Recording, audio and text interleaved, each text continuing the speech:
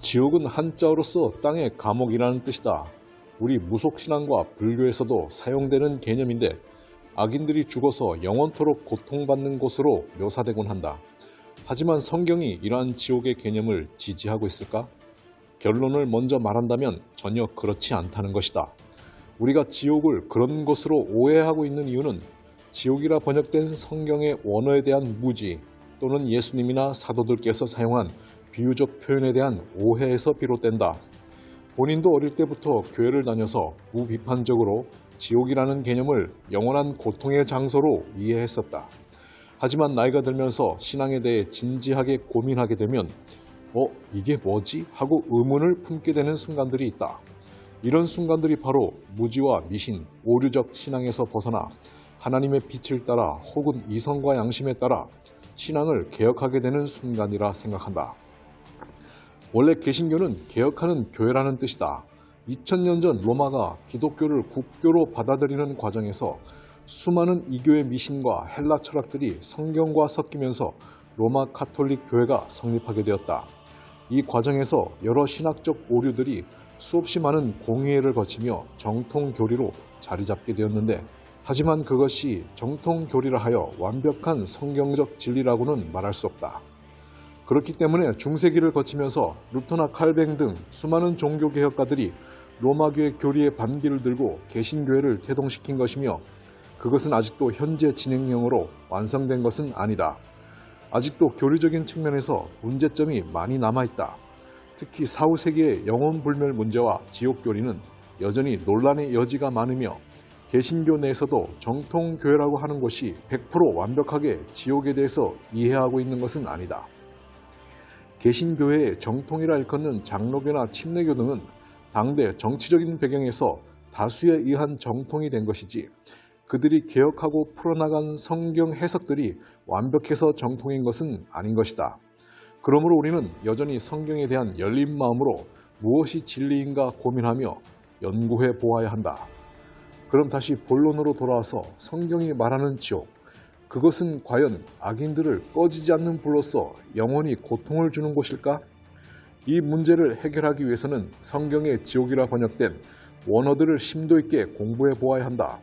구약 성경에 65회 등장하는 지옥, 음부는 히브리 원어로 스올이라고 하는데 이는 죽은 사람들이 사후에 들어가게 되는 어떤 또 다른 장소가 아니라 이 세상에 엄연히 존재하는 무덤들을 가리킨다. 이 스올이 지옥이 될 수 없는 이유는 성경에 등장하는 야곱, 욥, 다윗 등의 의인들도 모두 이 스올로 내려간다고 기록되어 있기 때문이다. 신실하게 산 야곱도 자신이 죽으면 갈 곳이 스올이라고 하였다.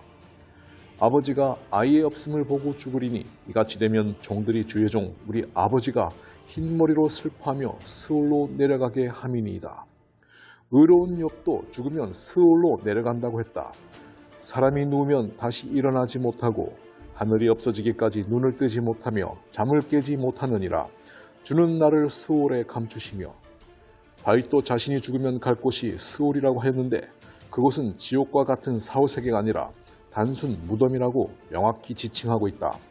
스올의 줄이 나를 두르고 사망의 올무가 내게 이르렀도다. 여호와여 주께서 내 영혼을 스올에서 끌어내어 나를 살리사 무덤으로 내려가지 아니하게 하셨나이다. 즉 구약 성경의 지옥 혹은 음부라 번역된 스올은 사람이 죽어서 가는 어떤 장소가 아니라 말 그대로 사망, 암흑의 세계 혹은 무덤 자체를 가리키는 것이다. 다음으로 신약 성경의 지옥도를 살펴보도록 하자.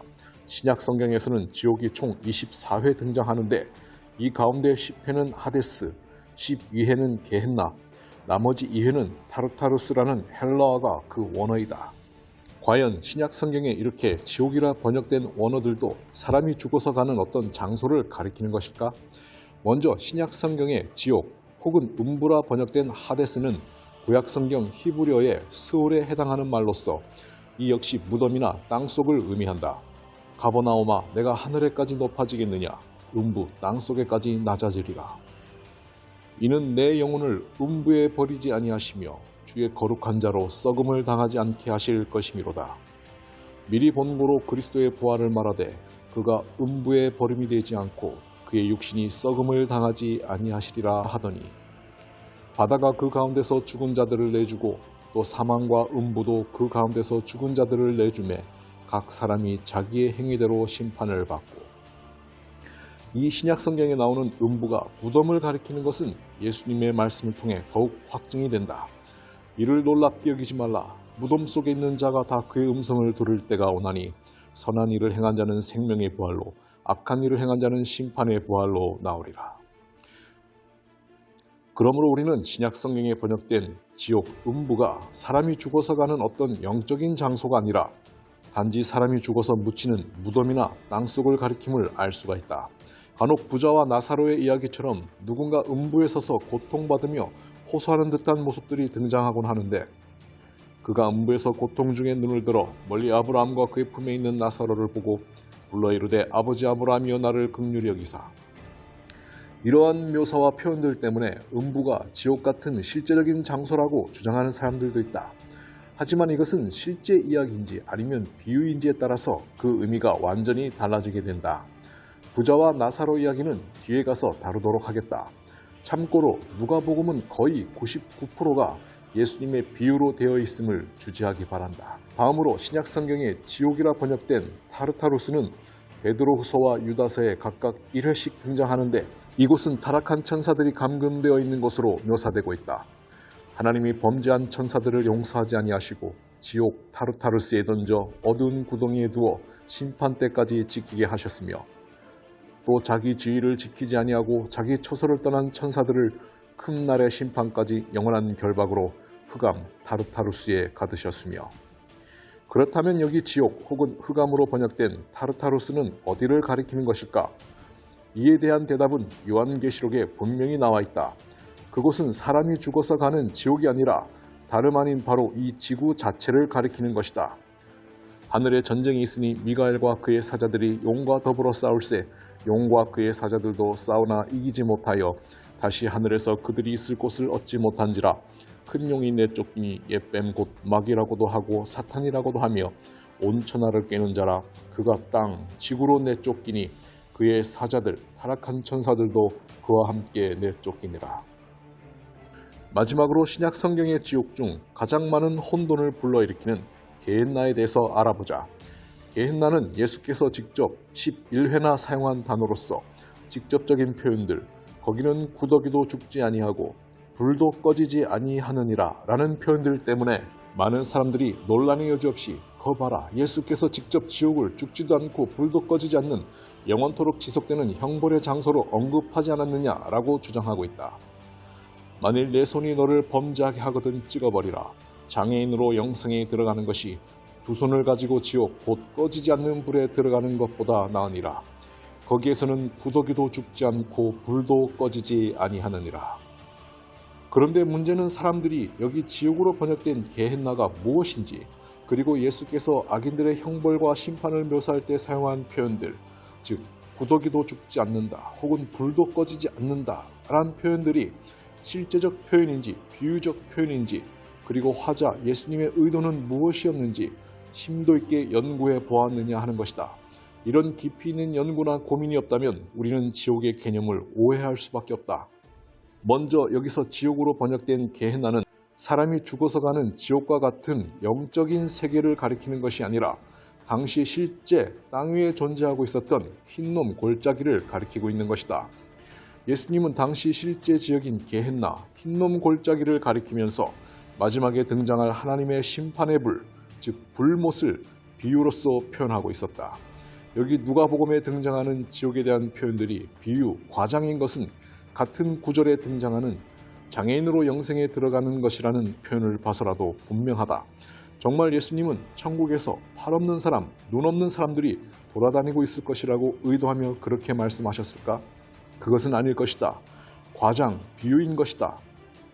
그러므로 예수님의 표현들, 꺼지지 않는 불, 구더기도 죽지 않는다, 이 모두가 무엇인가 알아듣기 쉽게 설명하기 위한 비유, 과장적 표현들인 것이다.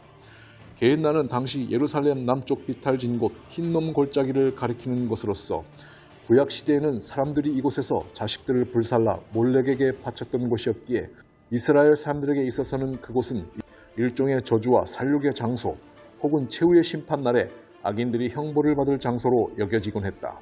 이러한 역사적 배경 때문에 마지막 날에 등장할 하나님의 심판의 불을 비유로서 빗대어 표현하기에는 이만한 장소가 없었으며 예수님도 유대인이었기에 이 게헨나를 언급하고 있었던 것이다. 그리고 게헨나 흰놈골짜기는 신약시대에 와서는 희생자살을 치르고 남은 동물의 사체와 처형당한 사형수의 사체를 소각하는 장소로 사용되고 있었기에 그곳은 1년 365일 동물의 사체로 구더기가 들끓었고 불도 꺼지지 않고 매일 타오르고 있었다. 때문에 예수님은 거기 게헨나는 구더기도 죽지 않고 불도 꺼지지 아니하느니라 하셨던 것이지, 사람이 죽으면 가게 되는 지옥이라는 장소가 있어서 그곳이 불도 꺼지지 않고 구더기도 죽지 않는다라고 말씀하신 것이 아니다. 생각해보라. 지옥에 웬 구더기? 왜 하필 구더기란 말인가? 예수님이나 사도들은 유대인이었기에 보통 구약의 시편이나 선지서들의 비유, 과장적 표현들을 즐겨 사용했다. 게헨나를 가리키면서 하필 구더기를 언급한 것은 그곳이 1년 365일 구더기가 들끓어 구더기도 죽지 않는 것처럼 보이기도 하였거니와 이사야서의 상징적 표현들을 빌려오기도 하셨기 때문이다. 내 영화가 스월에 떨어졌으며 내 비파 소리까지로다. 구더기가 내 아래에 깔리며 지렁이가 너를 덮었도다. 예수님의 표현 꺼지지 않는 불 역시 예레미야 선지자의 비유, 과장적 표현을 빌려와 사용한 것이다. 내가 성문에 불을 놓아 예루살렘 궁전을 삼키게 하리니 그 불이 꺼지지 아니하리라 하셨다 할지니라 하시니라. 여기 불이 꺼지지 않는다는 표현은 비유 과장법으로서 불이 정말로 꺼지지 않는다는 의미가 아니라 그 불태울 대상을 완전히 소멸시키기 전까지는 그 불이 절대로 꺼지지 않을 것이라는 의미로 해석될 수 있다. 이것이 실제적 표현이라면 예루살렘 성전이 지금도 불타오르고 있어야 하기 때문이다. 그러므로 예수님 역시 게헨나를 들어서 불도 꺼지지 않느니라 라고 표현하신 의도는 마지막에 등장할 하나님의 불못 역시 사탄과 마귀 악인들을 불태워 완전히 소멸시키기까지는 그 불이 꺼지지 않을 것이라는 의미로 받아들여야 하는 것이다. 게헨나 흰놈골짜기에서 동물과 죄인들의 사체를 완전히 태워 없애기까지 계속해서 타오르는 화염들을 보면서 예수님은 비유 과장적 표현으로 마지막 심판의 불을 설명하고 있었던 것이다. 신약의 사도들 역시 구약 선지서들의 비유적 표현들을 빌려와서 사용했다.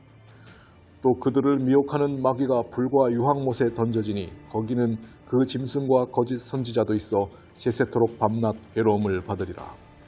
그 고난의 연기가 세세토록 올라가리로다. 짐승과 그의 우상에게 경배하고 그의 이름의 표를 받는 자는 누구든지 밤낮 쉼을 얻지 못하리라 하더라. 여기 계시록에 표현된 고난의 연기가 세세토록 올라가리라 혹은 세세토록 밤낮 괴로움을 받으리라는 표현도 마지막 날에 등장할 하나님의 심판의 불의 엄중함을 사도들이 구약 선지서들의 표현을 빌려와 빗대어 표현한 것이지 무슨 지옥이라는 실제적인 장소가 있어서 예수 믿지 않는 사람들이 영원토록 고통을 당하게 될 것이라는 의미는 아닌 것이다. 에돔의 시내들은 변하여 역청이 되고 그 티끌은 유황이 되고 그 땅은 불붙는 역청이 되며 낮에나 밤에나 꺼지지 아니하고 그 연기가 끊임없이 떠오를 것이며 세세에 황무하여 그리로 지날 자가 영영이 없겠고, 지금 에돔 땅은 이스라엘과 요르단 사이 사해 남부의 세일산 근처로서 지금 이 땅의 유황불이 세세토록 꺼지지 않고 타오르고 있는가? 그렇지 않음을 우리는 알고 있다. 비유는 비유로서 이해해야 한다.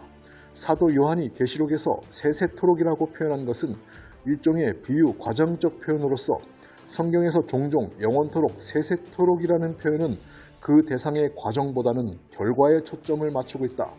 그러니까 타락한 천사들과 악인들을 소멸시킬 불못은 영원히 타올라서 고통을 주는 불이 아니라 그 불태운 대상이 재가 되어 소멸되기까지 세세토록 진실로 꺼지지 않는 불이라는 의미인 것이다. 이렇게 이해해야 신구약 성경의 맥이 관통하며 일관성을 유지하게 된다.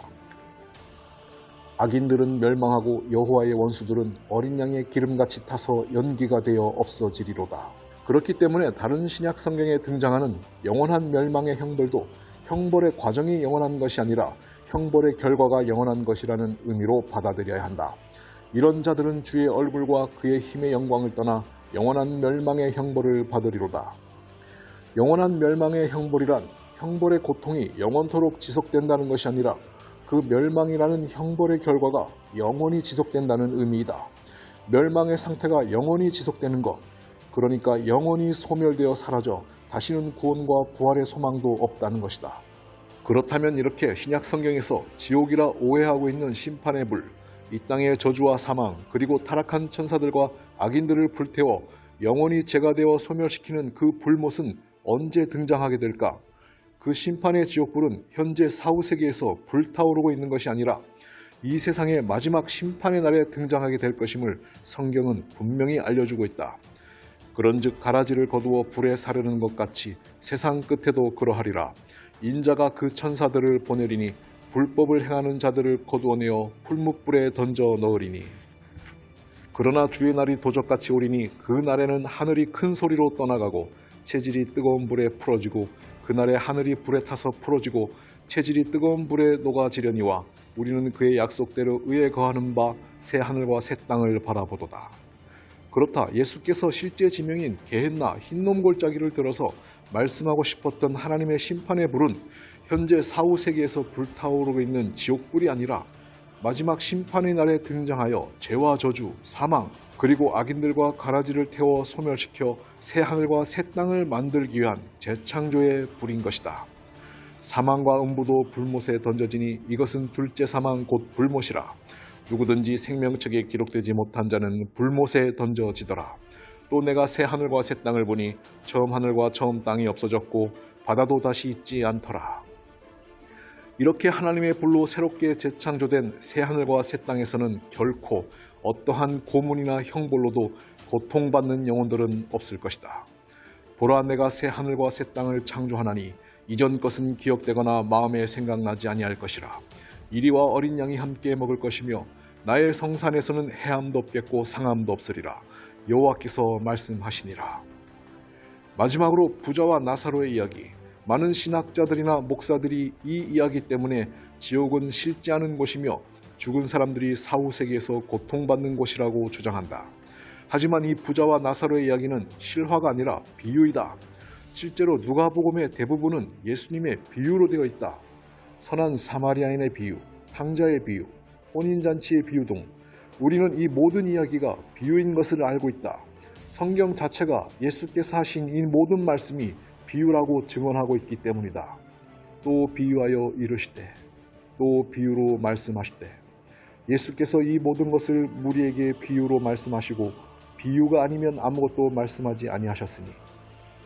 누가복음의 모든 이야기가 비유로 되어 있음에도 어떤 사람들은 유독 이 부자와 나사로 이야기만은 실제라고 주장한다. 나사로라는 실명을 거론했기 때문이라는 것이다. 좋다. 100번 양보해서 실제 이야기라고 치자. 그럼 사람이 죽어서 천국과 지옥으로 나뉘는 기준이 예수 그리스도를 믿음이 아니라 부자인지 혹은 거지인지로 구분된다는 것인가? 이것이야말로 성경과 대치되는 완전한 이단적 사상 아니던가.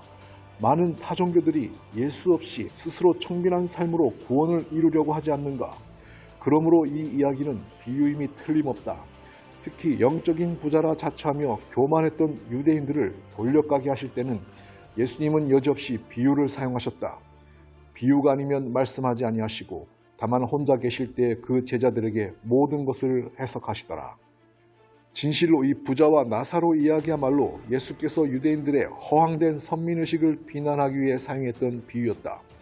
나사로라는 실명을 거론하며 이 이야기를 한 이유는 당시 나사로라는 실제 인물을 통해 거지로 대변되는 고통받는 약자 혹은 이방인의 처지를 비유하기 위함이었다. 결론적으로 부자와 나사로의 비유는 지옥이 어떠한 곳이다 라고 설명하는 실제 이야기가 아니라 영적인 부자로 대변되는 유대인들이 그 선민의 지위를 잃게 되고 영적인 거지로 대변되는 이방인들이 그 지위를 이어받게 될 것이라는 아주 유대인들에게 있어서는 뼈 때리는 비유의 말씀인 것이다. 생각해보라. 이런 이야기를 비유로 하지 않고 직접적으로 누구누구 콕 집어서 이야기했다면 예수님은 또다시 유대인들에게 살해 위협을 받으셨을 것이다. 회당에 있는 자들이 이것을 듣고 다 크게 화가 나서 일어나 동네 밖으로 쫓아내어 그 동네가 건설된 산 낭떠러지까지 끌고 가서 밀쳐 떨어뜨리고자 하되 예수께서 그들 가운데로 지나서 가시니라. 이렇게 누가 봐도 부자와 나사로 이야기는 실화가 아니라 비유가 분명함에도 일부 교회 목사들이나 맹목적인 교인들은 끝까지 실제 이야기라고 우긴다. 왜일까?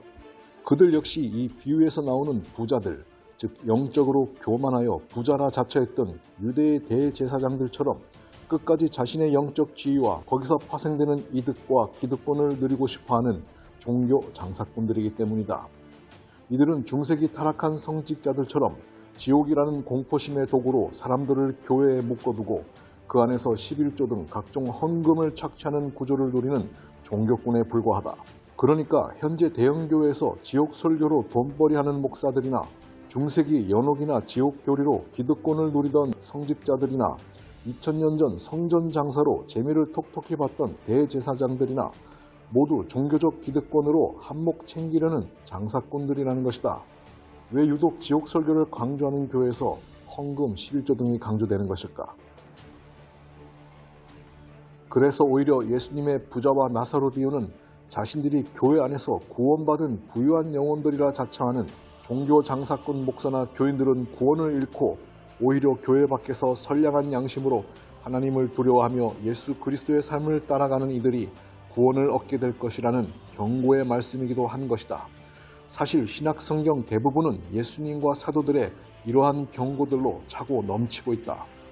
그러므로 내가 너희에게 이르노니 하나님의 나라를 너희는 빼앗기고 그 나라의 열매 맺는 백성이 받으리라.